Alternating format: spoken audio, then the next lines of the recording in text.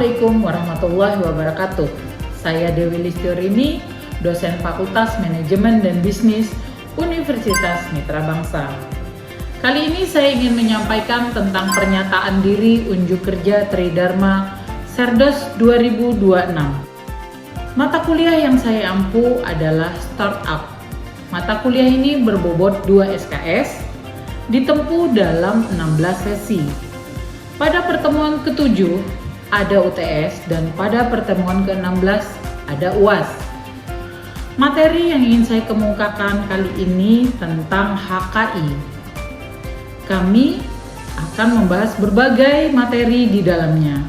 Terdapat 5 materi inti. Yang pertama, kami akan bahas bagaimana konsep dan jenis-jenis HKI yang ada. Kemudian yang kedua, kita akan bicara tentang bentuk dari HKI yang dapat melindungi produk dan jasa pada bisnis startup. Kemudian yang ketiga, bagaimana HKI menjadi perlindungan merek yang bisa menjadi daya tarik bagi konsumen. Pada bagian 4, kita akan bahas bagaimana strategi merupakan aset HKI sebagai keunggulan yang kompetitif di mata pesaing. Dan yang terakhir, kami akan membahas bagaimana evaluasi hubungan HKI dengan branding dan positioning. Pada materi ini, saya ingin melihat bagaimana mahasiswa mampu membuat nilai daya saing dengan menggunakan HKI.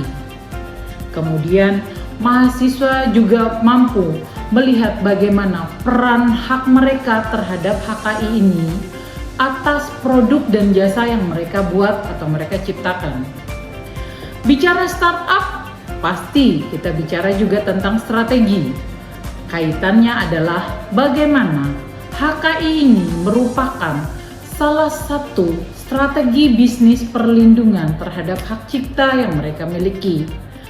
Contoh, merek dagang, kemudian pengakuan atas intelektualitas mereka yang diakui secara negara dan dunia. Demikian dari saya, mari kita saksikan bersama paparan mata kuliah dari HKI. Akhir kata dari saya, wassalamualaikum warahmatullahi wabarakatuh.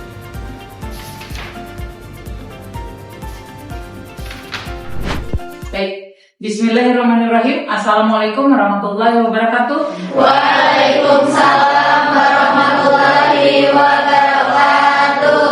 Baik, selamat pagi, salam sejahtera, sehat selalu untuk kita semua. Hari ini kita bertemu di mata kuliah Startup ya. Hari ini kita memasuki sesi ke-14. Kita akan bahas tentang HKI. Kalau dulu disebutnya HKI, tapi sekarang HKI. Ada yang tahu artinya apa? Ada yang tahu? HKI itu singkatan dari hak kekayaan intelektual. Oke. Kalau kita bicara tentang hak kekayaan, sebenarnya kita lagi bahas apa sih? Kita lagi bahas duit nggak sih? Oke. Ada bentuknya apa? Karya. Terus apa lagi? Ciptaan. Apa lagi? Pokoknya yang berkaitan dengan intelektualitas yang tertuang dalam bentuk sebuah, bisa kebendaan, bisa teknologi, macam-macam ya. Dan itu kita butuh legalkan, dipatenkan. Artinya apa yang ada dalam pikiran kita tertuang menjadi sebuah karya dan itu diakui oleh negara baik secara nasional maupun internasional, dan itu dilindungi oleh negara kepemilikan patennya, gitu ya. Kita akan bicara ke sini. Nah, sebelum Ibu mulai perkuliahan, Ibu akan menjelaskan sedikit materi capaian yang dosen harapkan setelah kita menempuh mata kuliah ini. Jadi mahasiswa diharapkan bisa menyusun rencana anggaran bisnis. Ini yang materi yang lalu ya. Jadi sebagai pelengkap dari kemudian juga bisa memahami beberapa aspek perlindungan hak kekayaan intelektual. Ada yang bisa memberitahu kira-kira kaitannya antara rencana anggaran ini dengan perlindungan hak kekayaan? Ada nggak kira-kira? Apa sih? Kok ada rencana anggaran, ada lagi harus paham aspek perlindungan HKI aja kita sebut ya, lebih mudah. Kenapa? Kemarin di rencana anggaran kita bahas apa? Kita bahas modal, apalagi kas, bahas apa lagi? RAB, ROI. Anggaran, narasumbernya siapa? Resen. Masa udah lupa? Ayo, apa aja? Return on investment. Oke, ROI. Apalagi? BP. Break even point. Apalagi? Kan kita udah bahas. Apa pentingnya memahami rencana anggaran dalam bisnis startup? Kalau memang nggak penting, ya berarti nggak ada anggaran. Terus kita bicara apa dong bisnis? Kan kita caranya cuan. Kalau kita mau dapat cuan, kita harus keluar modal diatur dalam rencana anggaran. Anggaran tuh ada kas, ada. Kalau kita sebut BP, remain aja. Artinya apa? Balik modal. Kalau orang Jawa bilang apa? Pak. Atau bahasa kalian apa? Titik impas nyebutnya apa? Tektok apa? Balik modal. Apa lagi? Kalian nyebutnya apa? Enggak untung, enggak rugi itu apa? Jangan tuh udah titik impas. Ya. Kalau ROI, bahas apa ROI? Return of investment. Balik modal gue tuh kira-kira berapa tahun sih? Nah, misalnya Pias nih beli sebuah perusahaan atau membeli institusi pendidikan senilai 40M. Pias nih nggak tahu nih, belum tahu kapan gue balik modal nih. 40M gue itu berapa tahun baru bisa balik? Itu cara ngitungnya pakai itu. Itu oh sebenarnya pendapatannya tinggi, tapi bunga tertahan dan lain sebagainya juga ada, walaupun nggak gede-gede banget. Setelah dihitung, oh 2 tahun baru balik modal misalnya. Itu untuk mengukur ya. Kemudian apa hubungannya rencana anggaran ini kaitannya dengan KI? Apa? Kalau kita punya bisnis, kita punya rancangan anggaran, kita punya modal, kita gerakkan, ya berjalan bisnis kita, otomatis bisnis kita sudah memiliki apa? Memiliki produk, memiliki brand.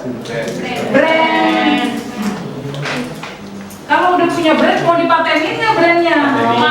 Pernah belajar dari kasus ayam geprek bensu? Diulang lagi. Ingat kejadian itu?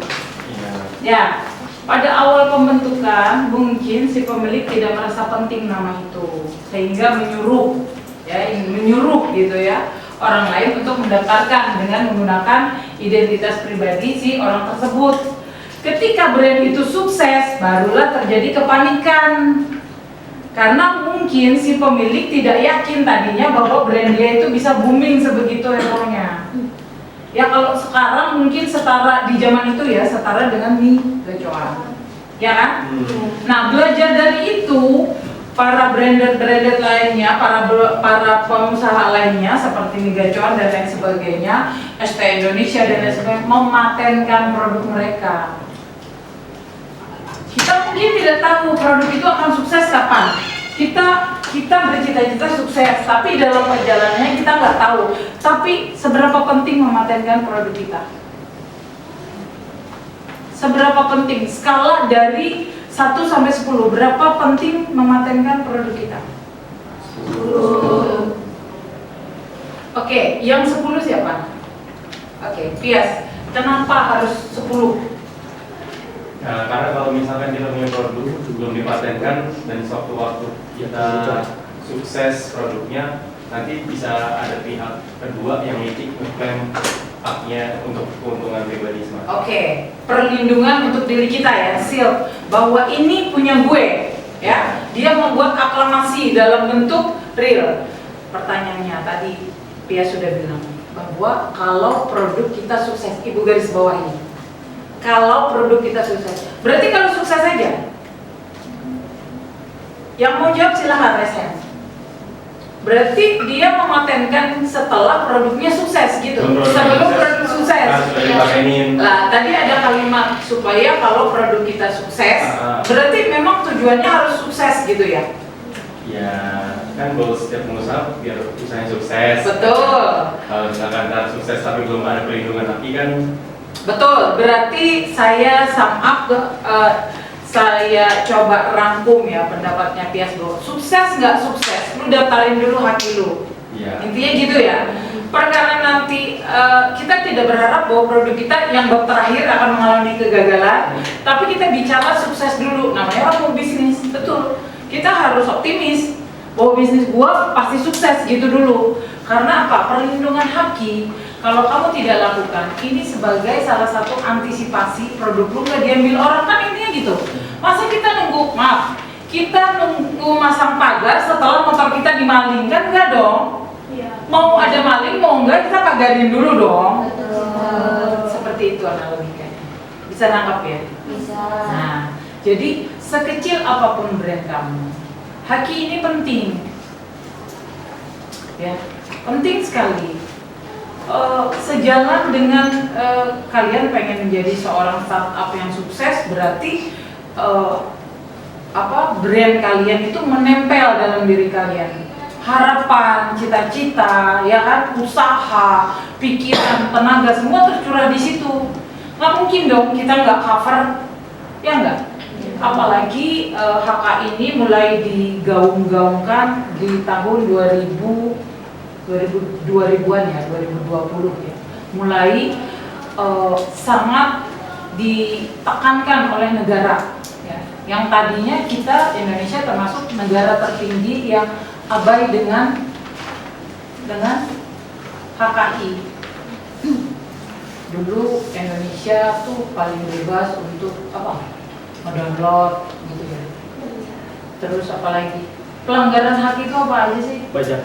Pembajakan, ya kan? Plagiat, paling tinggi plagiat. Itu paling tinggi karena memang regulasi ada tapi tidak dipakai. Jadi belum melek ya. Kita belum well educate tentang pentingnya haki ini. Nah, seiring sejalan dunia mulai melakukan berbagai aturan ketika terutama di WTO ya, perdagangan dunia, mulai ada klaim-klaim produk-produk yang bernilai atau memiliki brand yang tinggi lah ya, high value-nya tinggi, sehingga mereka harus melindungi produk mereka dari tiruan dan lain sebagainya. Mungkin kalian sering lihat ya, perang pasar dalam bentuk barang aja dulu kita ya.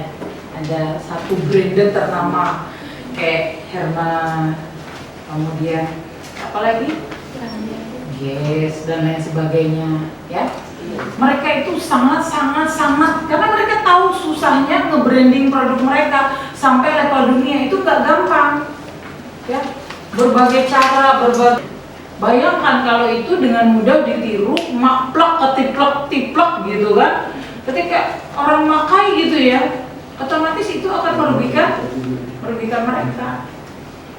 Rugi dari berbagai hal ya, Pak. Cuma produk mereka tidak dibeli yang ori, tapi juga ketika produk tiruan itu tidak berkualitas, itu bisa menjatuhkan ya,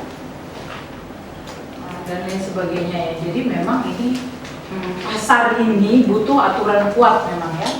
Nah, jadi harapannya adalah mahasiswa yang CPMK-nya adalah mahasiswa mampu menyusun sebuah rancangan anggaran. Kemarin untuk yang ini kita udah praktek ya.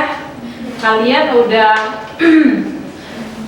membuat sebuah produk, kemudian kita jualan lah ya, pasarin, promoin gitu, terus bikin HPP-nya juga sendiri, kemudian bikin laporannya ya, berapa harga jualnya, kita udah nyoba ya. Seru lah ya? Seru. Ada untungnya? Ada. Untungnya kita kenyang. Ada uangnya, ada untung dalam bentuk uang? Ada. dibatasi memang produknya ya, sengaja ibu batasi supaya bisa terukur gitu dari beberapa kelompok. Karena kalau nggak ibu batasi nanti kelompok 1 bikin 50 piece, kelompok 2 cuma 10, otomatis kita agak susah compare-nya, makanya ibu batasin. Tapi paling nggak sejauh ini dari situ, mudah nggak sih sebenarnya nyusun rencana anggaran? Yang mudah, Resen. Cantika, mudah nggak? Enggak. Ternyata enggak ya. Padahal produknya baru berapa jenis? Satu. Skalanya juga masih kecil. Jumlahnya berapa kemarin? 10 yang dipasarkan. Ya. Terus itu aja nggak mudah ya? Nggak mudahnya kira-kira di dalam hal apa? Dalam hal ngumpulin modalnya kah? Dalam hal pengelolaannya kah? Pembelanjaan barangnya kah? Nentuin HPP kan banyak nih. Dalam hal apanya? Yang lain, ada yang mau kasih komentar? Kayaknya susah di mana? Melihat pasar dulu. Melihat target pasar, berarti ini ke arah kalau kita bicara yang kemarin field ya. Nah, berarti itu sudah di skala pertama konsumen. Ya. Ya Reva ya. Berarti di playing field ya, masih bermain. Jadi segmentasi customernya. Padahal kan pasarnya kemarin enak banget. Iya. Maksudnya usianya ya setara sekalian lah ya. Berarti kan harusnya sama dong pasiennya, doyanannya dan lain sebagainya. Kok bisa susah? Kenapa? Terus mereka beli-beli aja kayaknya kemarin. Belum kita paksa udah beli ya? Iya. Karena itu pasar yang baik ya, customer yang baik. Coba kalian ketemu pasar yang real di luar, yang nggak kenal Kiran tuh jualan, tante beli dong, karena tantenya dibeli. Ya, terus Isan beli dong dagangan saya, kata Mita, dibeli, orang dia temenan. Pasar yang sebenarnya tuh yang mana? Yang orang nggak kita kenal, tapi dia mencintai produk kita. Itu yang susah. Karena apa? Dia bukan melihat lu yang punya, siapa yang punya, enggak, tapi dia lope produknya. Senang gak sih kalau dapat customer gitu ya? Kita nggak kenal dia, tapi dia menyukai banget produk kita. Ih, sambal buatannya merek ini nih, gila. Bikin apa sih namanya? Gitu. Rasanya tuh beda banget gitu. Rasa kecombrangnya itu kuat. Wah, kayaknya kita dipuji. Tanpa perlu kita minta testimoni, dia ngasih tahu. Ya, kalau kita bicara pelanggan lah ya. Nah, yang produk-produk kayak gitu, apalagi sampai ada customer yang mencintai, jangan sampai ditinggal. Ya, makanya penting kita pelajari HK ini. Kaitannya ke arah hukum sekarang. Jadi kalau kita kaitkan bisnis startup yang berkaitan dengan hukum, apa yang paling pertama? Paten produk kita, itu ya. Kemudian penilaian indikator, mahasiswa mampu memberikan identifikasi, mengenali gitu ya, faktor keberhasilan dari bisnis startup tersebut. Kemudian mampu memberikan evaluasi penyebab kegagalan bisnis ini, target untuk yang bab kegagalan bisnis. Tapi paling tidak dengan beberapa materi, 3 materi terakhir ini kita bisa sum up ini ya. Lanjut, penilaian dan bentuk indikator. Jadi ada presentasi, kemudian tugas presentasi kemarin ya sudah ya, kita per orang, per bab. Kemudian ada penilaian presentasi. Nah ini non tes ya, nanti kita ada quiz lagi, oke? Oke, pembelajarannya dan estimasi waktu. Jadi kita pakai LMS-nya Sevima ya. Kemudian diskusi, kemudian penugasan mahasiswa. Nanti kita ada video saya putar. Terus kita diskusikan bersama, oke? Kita masuk ke materi dulu. Haki. Pertama dulu tuh masih haki. Apa artinya? Atas. Nah, sekarang A-nya hilang, udah gabung dia. Hak kekayaan intelektual. Apa sih intelektual tuh?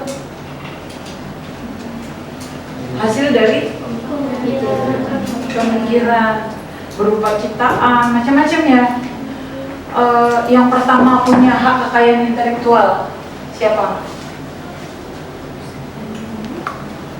Gali? Hukumnya apa emang? Ada yang masih ingat? SMA? Waktu itu ingat Bu, sekarang lupa Bu. Waktu itu tahu, sekarang tidak tahu Bu. Oke. Jadi di era sekarang, apalagi era digital ya, bahaya. Digital tuh apa sih namanya? Masif banget ya. Masif banget memberitahu kita, menginformasikan kita, mengintroduce kita, mempersembahkan atau menghibur kita dengan berbagai hal. Itu ya. Makanya digital ini, nah, itu jadi karya kamu, karya pemikiran kamu yang kamu konsepkan, kamu tuangkan ke dalam sebuah video atau apa, hati-hati, itu bisa disabet orang. Kalau itu bernilai intelektualitas. Kalau biasanya di dunia pendidikan, dosen gitu ya, mahasiswa, nanti kalian membuat skripsi. Nah itu penting nggak dihakikan? Penting. Apalagi itu hasil kalian berbulan-bulan, begadang, berminggu-minggu gitu ya.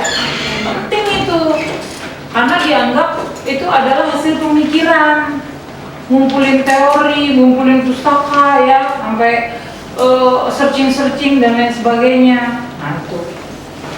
Kemudian jadi memang haki ini sejarahnya dari tahun 18 ya, sudah mulai ramai dibicarakan sebenarnya. Tapi di Indonesia mulai tenar di tahun 2000-an ya. Terakhir kalau nggak salah di 2016 baru mulai woro-woro. Mungkin kalian kemarin sempat memperhatikan, kita sempat dengar tidak diputarnya lagu-lagu tertentu di mall. Ingat ya? Iya. Apa itu pencetus awalnya, kejadiannya? Royalti dari salah satu penulis lagu ya. Oke, kita sebut penulis lagu ya. Berhak nggak dia melakukan itu? Penulis lagunya itu kenapa? Lagunya udah nggak tenar atau lagunya tenar lagi atau kenapa? Naik lagi. Ternyata dinyanyikan oleh artis yang lainnya atau yang sebelumnya tetap. Oke. Jadi intinya si pemegang lagu itu berhak nggak sih mengklaim atau memprotes ketika ada orang yang menyanyikan lagu dia tanpa izin? Sebetulnya tanpa izin berarti ya. Boleh nggak?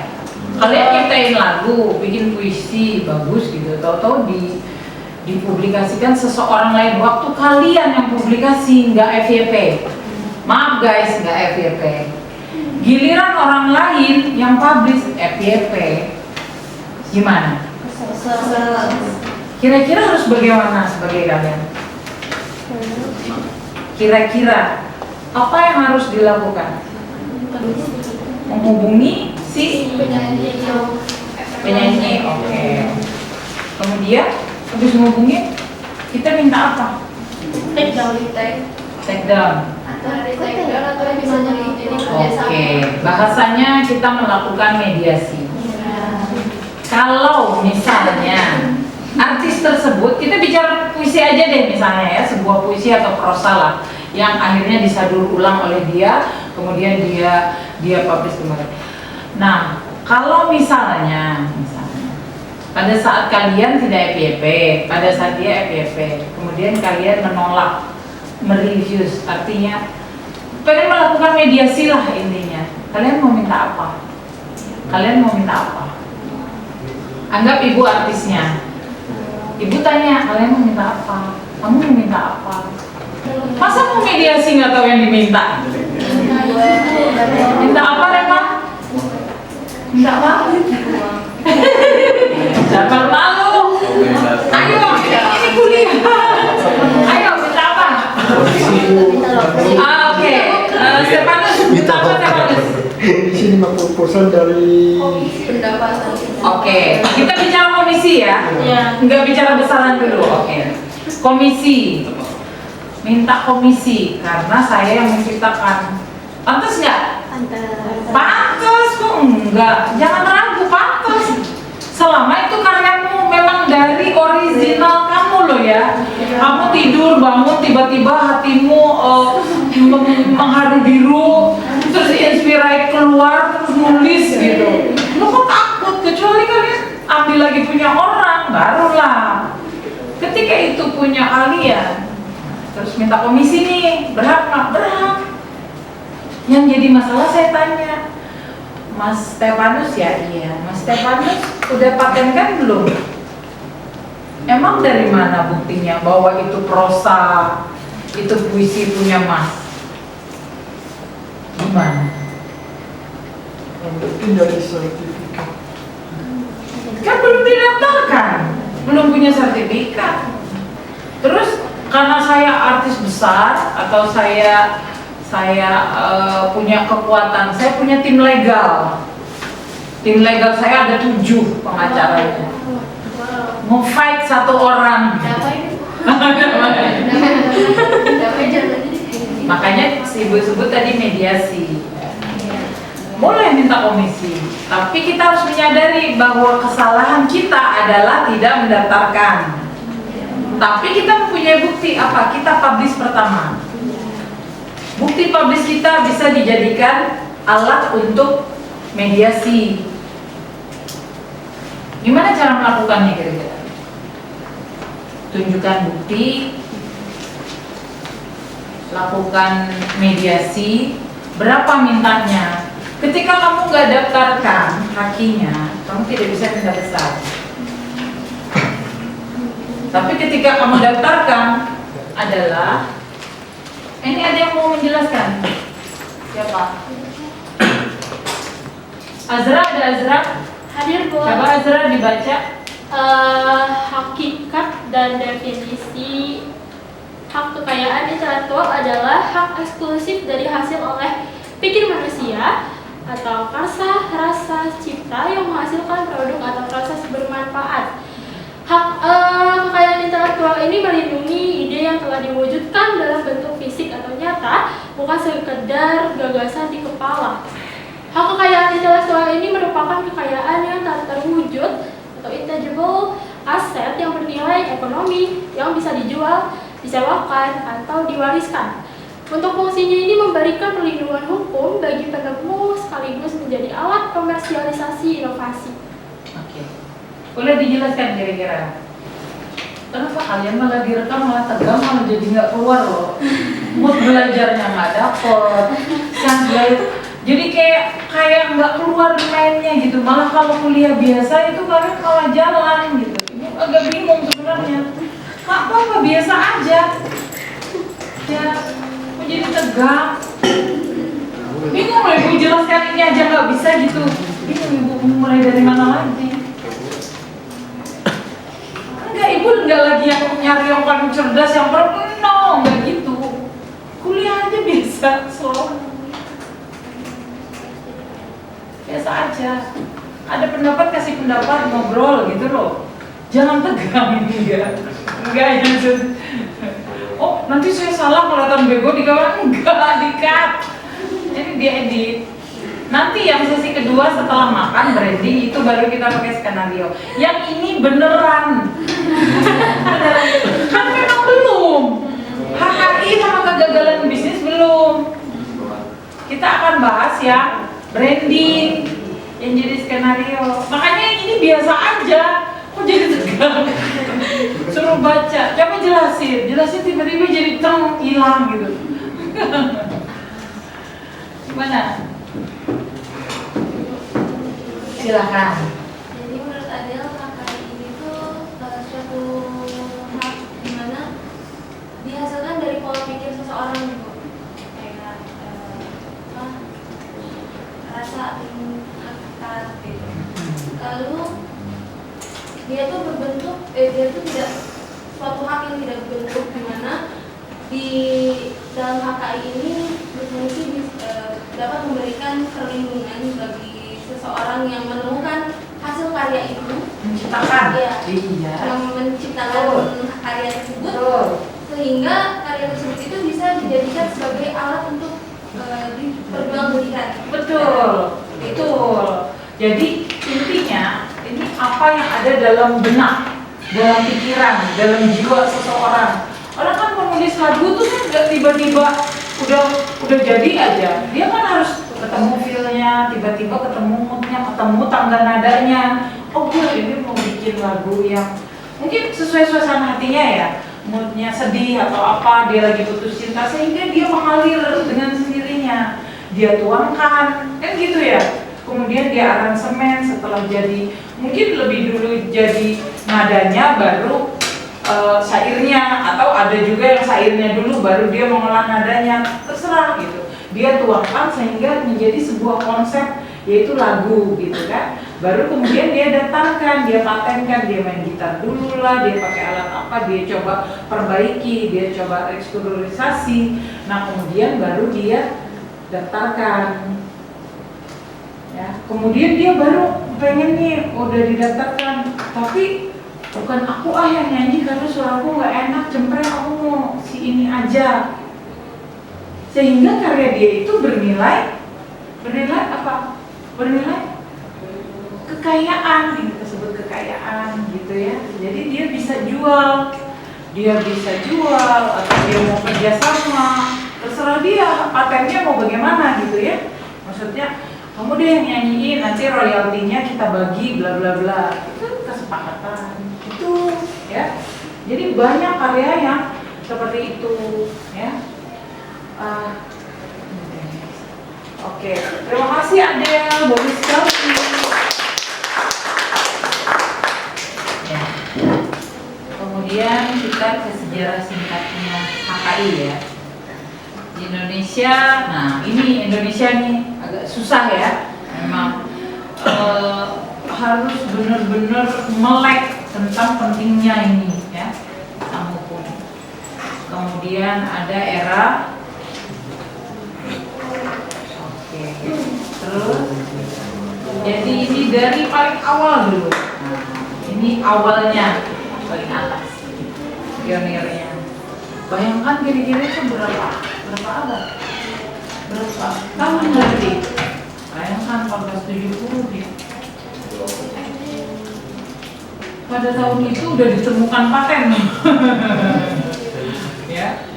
Kemudian globalisasi, ada konvensi ya, yang terjadi di dunia. Nah, baru ini bicara karena apa, dunia itu mulai merasa bahwa rakyat-rakyat ini butuh, mereka tuh pinter-pinter, tapi kan butuh dilindungi kepintarannya, butuh diklaim ya. Makanya pernah kita dengar terjadi klaim budaya antara Indonesia dengan Malaysia tentang rendang. Apalagi? Balik. Apalagi? Filipin enggak ya? Karena Filipin sudah berteman sama Susanti. Nggak tahu nanti itu berjodohnya sama Ipin apa Upin. Ya kan? Nah, kayak gitu. Jadi negara-negara ini mulai aware juga bahwa apalagi Indonesia. Jujur, Indonesia itu menurut Ibu secara pribadi ya, kalian itu tertinggi ya budaya kita. Setiap daerah punya baju khasnya, punya bahasa. Indonesia itu, kita ke Korea aja cuma berapa bahasa Korea? Lah Indonesia, setiap sudut peta kayak beda bahasanya. Tuh, kayak banget kan? Kemudian ada beberapa istilah haki ya. Oke, pertama kita bahas ini dulu. Kira boleh dibantu tiga-tiganya? Pertama. Yang pertama ada pencipta, seseorang atau sekelompok orang yang melahirkan karya asli berdasarkan inspirasi, kemampuan pikiran, imajinasi, dan keahlian khusus. Yang kedua ada ciptaan, yaitu hasil karya nyata di bidang ilmu pengetahuan, seni atau sastra yang menunjukkan orisinalitas atau keaslian dari penciptaannya. Oke, Kiran, apa bedanya ini dengan itu? Kalau misalkan pencipta itu siapanya? Orangnya. Kalau ciptaan? Hasilnya. Kalau pemegang hak cipta? Pemegang hak cipta. Bisa nggak orang lain? Bisa. Bukan si pencipta. Bisa ya? Kita tahu. Karena tapi kan nggak boleh nyolong, nggak boleh. Maksudnya ada kesepakatan tadi ya. Lanjut. Masih Kiran.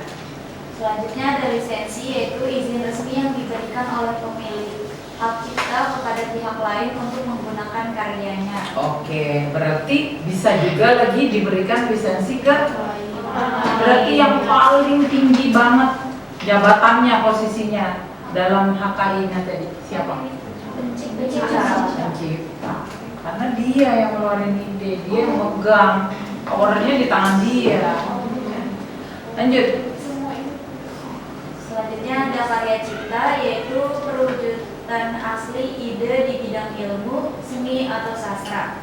Perlindungannya berlaku seumur hidup pencipta kurang lebih 50 tahun, kecuali untuk karya digital, software, fotografi, database yang berlaku 50 tahun sejak diumumkan. Oke, jadi ada sebuah aturan gitu ya, bahwa selama 50 tahun karya itu masih dipegang oleh dia, baik masih hidup atau tidak. Ketika sudah meninggal, 50 tahun lagi dari sejak meninggal itu, karya itu tetap milik dia. Nanti setelah habis 50 tahun, silahkan kalau orang lain mau membuat karya cipta yang serupa, tapi dengan modifikasi yang baru. Itu ya.